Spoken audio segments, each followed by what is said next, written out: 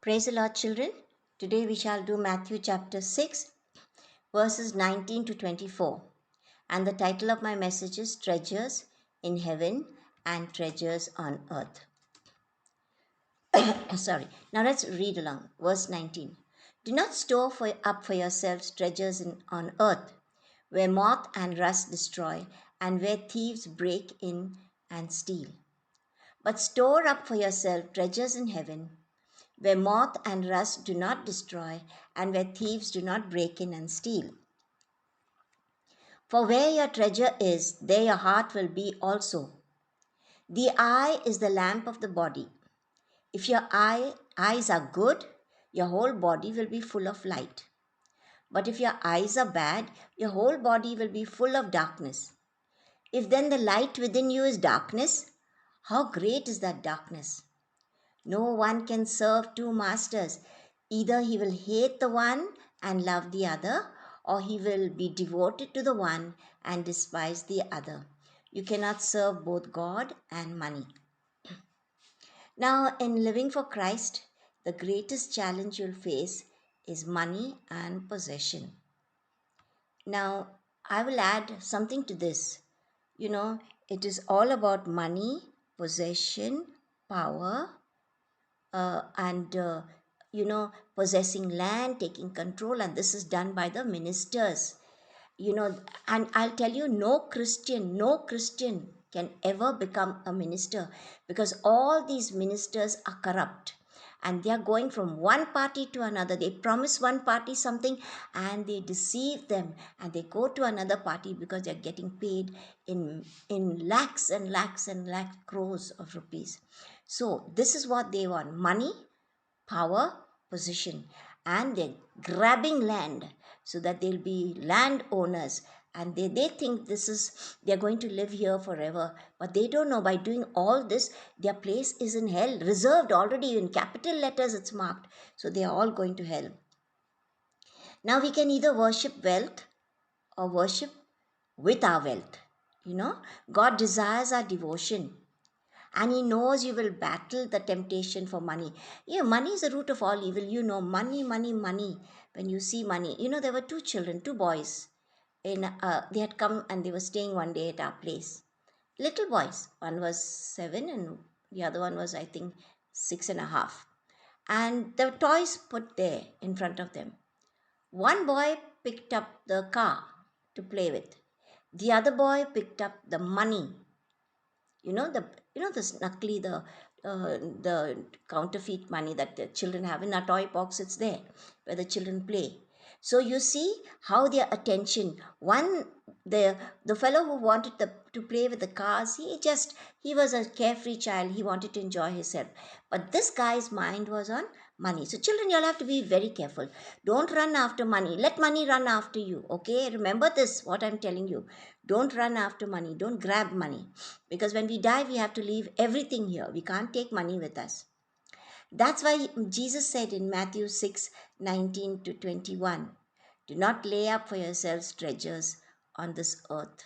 He said, don't lay up, because we are not people of we are not citizens of this world, of this earth.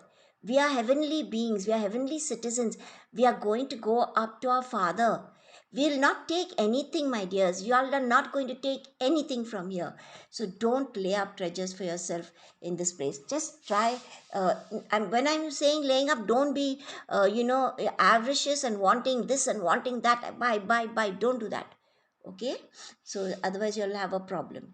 Sometimes we keep on hoarding so many earthly things which we don't even know what we have stored up. That's true. And it had been true in my case, because when I was in Saudi, I think I brought everything from there and came here. And then I had to just give away everything. Yeah. When you store up certain things, they may get rusty, or clothing will be eaten by moths. So they are destroyed. No, there is another danger. When thieves know that you have lots of material things, they will break into your house and steal your possessions. So you will lose everything you so loved and you saved, your hard earned money. Everything will be robbed. You know, there are so many robbers. How do they know your house is vacant?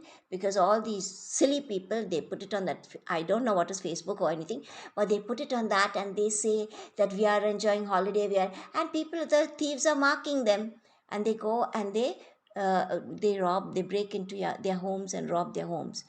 That is one thing. Another thing is, all are sleeping with ACs on in the night. So when the ACs are on, nobody can hear outside what is happening because the doors and the windows are closed. So that's another way these robbers, they are marking you. So be very careful. They will come and they'll rob. Therefore, Jesus said, you should lay up for yourself treasures in heaven, where neither moths nor rust destroy, and where thieves do not break in and steal. For we all know where our treasures are, there will our hearts be too. Don't you think so? You know what's the meaning of this? Now, if you love something very much, like your mom has given you a beautiful present or dad has given you a beautiful present, and you'll love it so much every day, you'll take it out, you'll look at it, take it out, look at it. So, where is your heart? You eat, sleep, go to school, come back, and there you're thinking about your gift that your mother and your father have given you.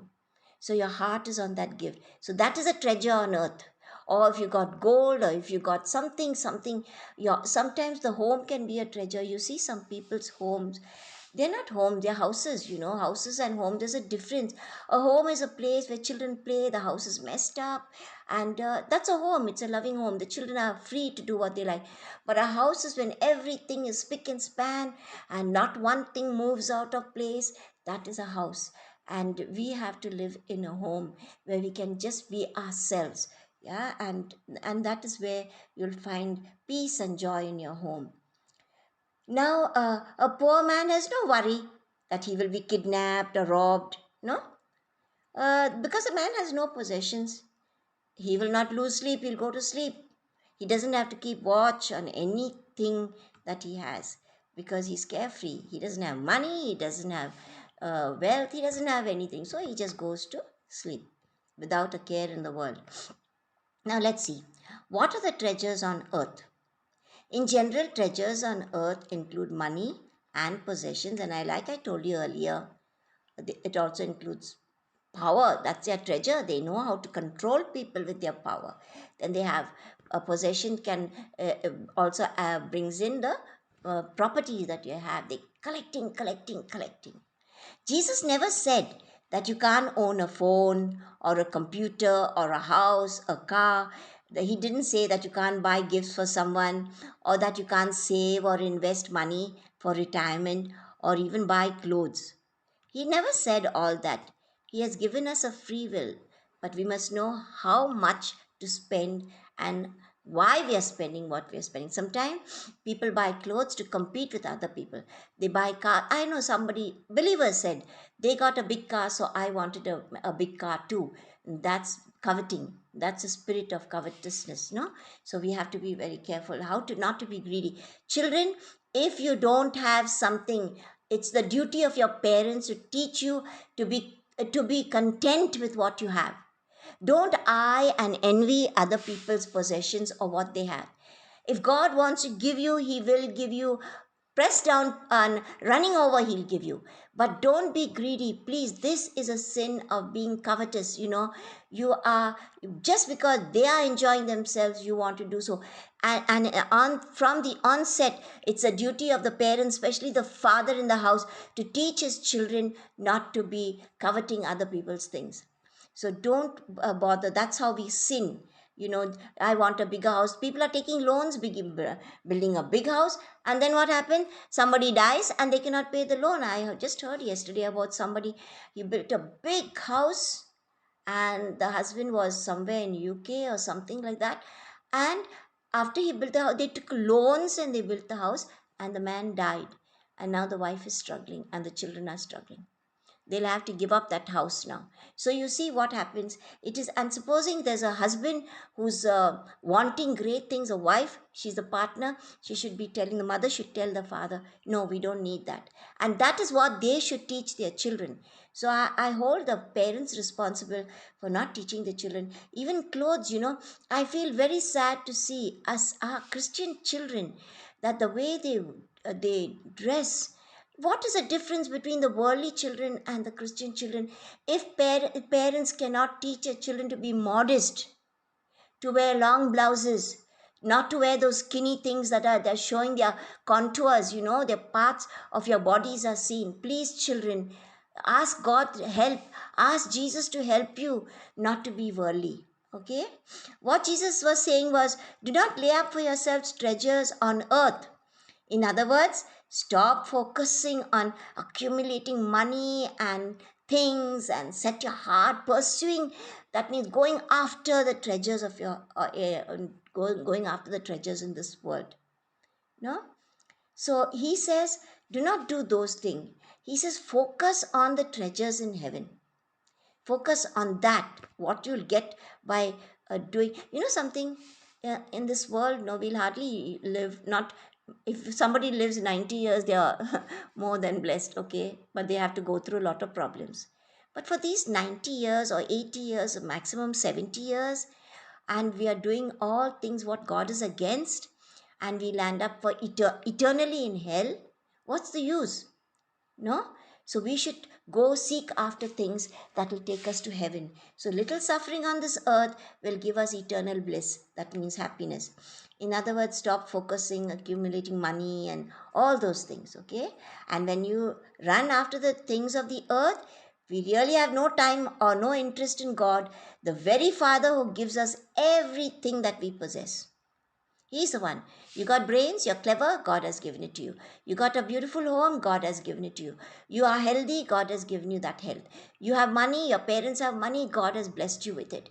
You have, what should I say, you love to have gardening, and God has blessed you with a garden. It's God's blessing. So everything that you have, God has given. So why can't we be grateful for what He has given us? And where your treasure is, there your heart will also be. That means, if you are seeking the worldly things, your heart will be for worldly things. But if you are seeking spiritual things, then your mind will be on Christ. Your mind will be in, Lord, how can I obey your word? I'm falling, Lord. I'm sinning every day, but I will rise up and come back to you, Father, every day. Now let's see what is materialism. Now materialism, no, enslaves the heart. Materialism is wanting all material things, no, not spiritual, material things. It enslaves the heart. That is given in verses 19 and to 21, and it enslaves the mind, 22 to 23 verses, and the will in verse 24. We can be burdened by material things in life, but we ought to be liberated and set free. And we should be, and we must try to be under the control of the Holy Spirit of God. Yeah. Wealth not only enslaves the heart, it also enslaves the mind. No. Now, God's word often uses the eye to represent the attitudes of the mind.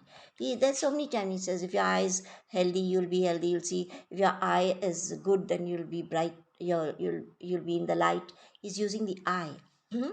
If the eye is properly focused, now think about the eye. And in your body, if you cannot see, you're blind, you're finished. Okay. Now, if the eye is properly focused, you know the meaning of focused, no? To put it in one place where you can see clearly, focused on the light, the body can function properly in its movement. That means, you can see you're moving. You're not moving in the dark. What happens when you're moving in the dark? You stumble because you cannot see. No? But if your eye is out of focus and seeing double, it results in unsteady movement. Just imagine, I got two eyes by God's grace, and one eye is looking to the left and one eye is looking to the right. Can I walk? I don't know where I'll go because I'm confused. The left eye is taking me on the left, showing me left side and right eye. So, therefore, we should have a focal point, a place where we can see straight and move in the right direction. So, it will be difficult for us to move uh, uh, in the in one direction if at all we are seeing two visions, we're getting two sides. No. Finally, materialism can enslave the will. That is in verse 24. We cannot serve two masters, no, simultaneously. That means together. We can't serve. Either you serve Christ as your Lord or money as your Lord. You make up your mind what you want. You want Jesus and you'll have eternally you'll be blessed, or you want this world and money, and this world, the lord of this world, the god of this world is Satan. No, you want that world means Satan, satanic realm. It is a satanic area. So you have to make a choice. It's a matter of the will. If God grants us riches and we use them for His glory, then riches are a blessing. If you got money and God has blessed you with anything, whether house or anything, and you use it for His glory, then you are really blessed. But if you desire to get rich and live with that outlook, we will pay a great price for it. We will lose eternity. You just want to become rich, but you're keeping the riches for yourself. You're hoarding it, and then you will lose heaven. You'll have hell. Eternally, you'll go to hell. Now, what are the treasures in heaven? There is a tendency to think that treasures in heaven only refers to giving money in the church, that is the 10% tithing, sharing with others, or being a generous person, or talking sweetly, all those kind of things. Now, Jesus encouraged his followers to sell their possessions and give to the needy. Spiritually, this money bag never grows old. Spiritually, we have a physical money bag, that is, you have your banks and you have your lockers and everything, physical money bag, and you have a spiritual money bag. So wherever, whatever you're doing goes into the spiritual money bag if it is spiritual, and it goes into the worldly money bag if you're doing worldly things.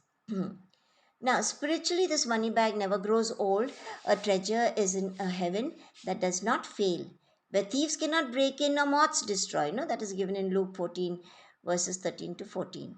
Jesus asked to give to others who cannot repay you. Now, that is important. There are so many things we should do, and don't think because I'm doing something that those people have to give me back. You have to be careful about your thoughts. No one should be able to repay. You should do something willingly from your heart. He said that when you give a feast, invite the poor, the maimed, that is the maimed are one who are disfigured, or they don't have their faces are not okay. They're having a problem in their physical bodies. And he said then you should invite the lame, the blind, and you will be blessed, because they cannot repay you, no? For you shall be repaid by at the resurrection, when you are resurrected. Sorry, and you go up with the Lord. That's your time. You will go into heaven. In these two examples that I've just given you, Jesus refers to receiving treasures in heaven and being repaid when He returns. He will give us our payment. He'll come. He came the first time for what? To save man from their sins. He came to die for them. Now He will come back to take us for judgment. And when He judges us, and all the righteous will go with Him. And that is when He returns, when He comes a second time. So we can see that storing up treasures in heaven does not include giving giving only good things to other people, but it means from your heart. It should not be that people will see you giving and all those kind of things. You should be, when you find somebody having a problem, you should be ready to reach out to your brother and sister in Christ. You have to give to the local church, and you have to have non-profit. That means if you have loaned somebody money, for a believer, you cannot take your brothers, you cannot take interest from your brothers. He has to give you back the capital, but you cannot take the interest. And to those who are in need, etc. But not all. It also includes that's not all actually. It also includes living for the glory of God and for the good of others. Yeah, we have to be sorry, very careful how we are living our lives. The Bible refers to many ways Christians who store up treasures in heaven. Now, how you store? No, you faithfully endure persecution. Children, persecution is going to come, and I pray that your parents will prepare you for the persecution to come. When you think about it, it's a frightful thing. But first of all, your parents should be prepared for the persecution, and then you all should be prepared for it. Yeah? That you should be ready to die. Remember, 1 second they'll kill you, but the next second you will be up with the Lord. So don't worry about your body. be afraid of the one who can throw your body, soul, and spirit into hell. Now, loving your enemies is another thing that you can do. So many times it's difficult to love our enemies, but Jesus said you should love your enemies. Praying in secret, serving the Lord and His people. From just a few examples, we see that rewards are also associated with living and loving like Jesus did, like Jesus Christ did. Real wealth is obtained by investing in treasures in heaven. You are eternally rewarded then. You give, you pray and fast, and that is in private. Sorry, forgive someone, share the gospel, which is, see, many of y'all, if y'all can't do, how do you start sharing your gospel? You start giving a testimony of what God has done in your life, and then you can, from there, you can take the people and share what Jesus did for you, He will do for them too. Loving your enemies, enduring insults and persecutions. Remember, one person just said, "Get out from my place," and get out from here. So we have to endure that. We cannot say, okay, can't curse him and say, you don't know anything, you'll go to hell. No, no, no, no, no. We have to just accept it and be happy that we have partaken with the insults Jesus took while He was on earth. And the persecutions, you're going to get persecuted because you're a Christian. Sometimes they will treat you badly in the church. They will treat you, I don't mean church, sorry, in the school, in your neighborhood. They'll treat you badly. Okay, so you be prepared. If you're standing first in class, sometimes a non-Christian teacher may try to put you down because she knows it's not she who's against you, it's Satan who's using people to come against the Christians. Okay, so be encouraged. The greatest reward every follower of Christ will receive is this: seeing God face to face, and that is given in Matthew 5:8 and Revelation 22 verse 4. Now, no one can serve two masters. Either he will hate one and love the other, or he will be devoted to one and despise the other. You cannot serve both God and money. Where is your heart now? Is it in serving and obeying the Lord Jesus? Or is it being anxious about money or about the things of this world? Is the Lord your God or money your God? When you die, you'll not be able to take anything with you.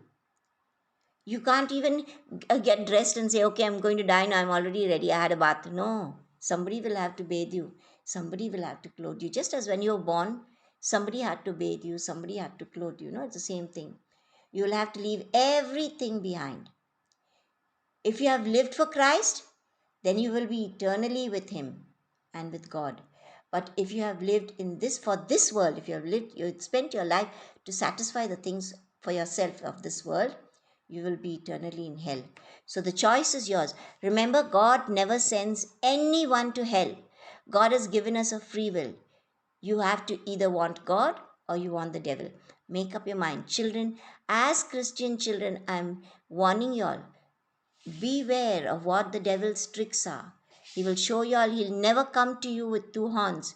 He will always come to you as an angel of light, as the Bible says. He comes as an angel of light. And he will show you all the glamorous, glittering things, and you'll get enticed. And ultimately, he'll take you to hell. He wants to take as many as he can because his time is up. Jesus is coming soon. Okay, God bless you all. I hope you all understood. Let us give thanks to God. Father, I thank you and praise you for this word. And I pray, Father, that our children have understood everything that I tried to explain to them. Put these words through the Holy Spirit into their minds, into heart, and into their will, so that they will really want to be with you, Father. I give you thanks and praise. In Jesus' precious name I pray. Amen.